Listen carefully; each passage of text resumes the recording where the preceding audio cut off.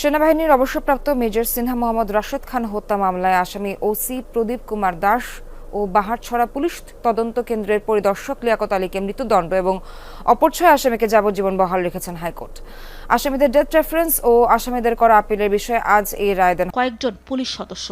ওই ঘটনায় করা মামলার বিচার শেষে 2022 সালের 31 জানুয়ারি কক্সবাজার জেলা ও দায়রা জজ আদালত সাবেক ওসি প্রদীপ কুমার দাস ও এসআই লিয়াকতকে মৃত্যুদণ্ড, 6 জনকে যাবজ্জীবন কারাদণ্ড এবং 7 জনকে খালাস দিয়ে রায় দেন। সিফাতকেও করা হয় অমানসিক নির্যাতন, যা হাফেজ শহীদুল সহ আশপাশের শত শত মানুষ প্রত্যক্ষ করেন। দিতে সিনহা হত্যাকাণ্ডের ভিন্ন নাটক সাজান ওসি প্রদীপ। বলো এখন স্যার আমরা স্যার একটা 153, 186 স্যার 307 এটা মামলা নিয়েছি স্যার। 350 সরকারি কর্মচারী অ্যাসল্টের আর তো স্যার 186 স্যার পুলিশের কাছে বাধা স্যার। স্যার হ্যাঁ এই লোকটা স্যার রিয়েলি আর্মিং নাকি? ও স্যার অবসরপ্রাপ্ত স্যার। ও তাইলে আর এত জ্বরের কি আছে? আচ্ছা, তোমরা যে বাধা দিচ্ছ ওভারটেক করিয়া গেছে, এটা সাক্ষী আছে কিনা পাবলিক? সাক্ষী আছে স্যার। আচ্ছা, সাক্ষী থাকলে মামলা কি নিচ্ছ বলো? মামলা নিয়েছি স্যার 186, 353, 307।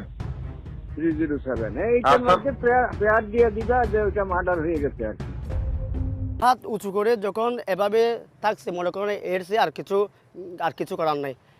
এটা মানে যেটা হোক না কেন তাকে কি করছে, সেন্ডা করছে যেটা হোক না কেন, তারপরেও এর অবাধ্য মানে বাধ্য করে কি করছে, তাকে গুলি করছে।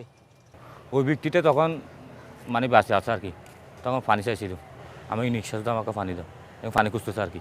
তখন দীর্ঘ তদন্ত শেষে র্যাবের সহকারী police super Khairul Islam chargesheet দেন। নানা চড়াই উতরাই পেরিয়ে আদালত মেজর সিনহা হত্যাকাণ্ডে টেকনাফ থানার সাবেক ভারপ্রাপ্ত কর্মকর্তা প্রদীপ কুমার দাস ও পরিদর্শক লিয়াকত আলীকে মৃত্যুদণ্ড দিয়েছেন আদালত। ছিল বিচারটা যেন হয়, মানে রায়টা যেন আমরা পাই, একটা রায় যেন আমরা পাই। সেটা কিন্তু বেশ দ্রুত হয়েছে, মানে যদি আপনি বাংলাদেশের পার্সপেক্টিভে চিন্তা করেন ওটা কিন্তু দ্রুতই হয়েছে আলহামদুলিল্লাহ। কিন্তু এখন হচ্ছে কার্যকর কবে হবে, আমরা কিন্তু ওয়েট করছি যে কবে কার্যকর হবে। আমার মা ওয়েট করছেন যে কবে কার্যকর হবে, এটা আমরা এখন কার্যকর দেখতে চাই। মেজর সিনহার বোন শারমিন শাহরিয়ার ফেরদৌস ভাই হত্যাকাণ্ডের মামলার বাদীও তিনি। ভাইয়ের হত্যাকাণ্ডের বিচার পেয়েছেন ঠিকই, তবে সেটি কার্যকরের বিশেষ উদ্যোগ দাবি করেছেন। আমরা চাইবো যে এটা যেন 2028 পর্যন্ত না যায়, তার আগেই যেন বিশেষ বিবেচনায় করতে পারে। এটা কিন্তু আইনের কোনো লঙ্ঘন হবে না, বিশেষ বিবেচনায় কিন্তু এটাকে তাড়াতাড়ি কিন্তু মানে শুনানিটা করে রায়টা কার্যকর করা যায়। আমরা কিন্তু সেই অপেক্ষায় রয়েছি।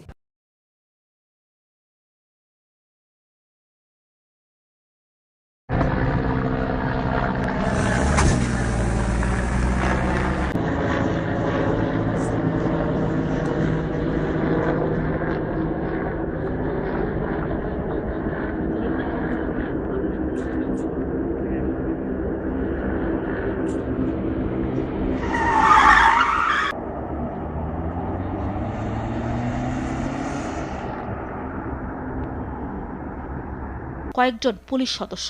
ওই ঘটনায় করা মামলার বিচার শেষে 2022 সালের 31 জানুয়ারি কক্সবাজার জেলা ও দায়রা জজ আদালত সাবেক ওসি প্রদীপ কুমার দাস ও এসআই লিয়াকতকে মৃত্যুদণ্ড, 6 জনকে যাবজ্জীবন কারাদণ্ড এবং 7 জনকে খালাস দিয়ে রায় দেন।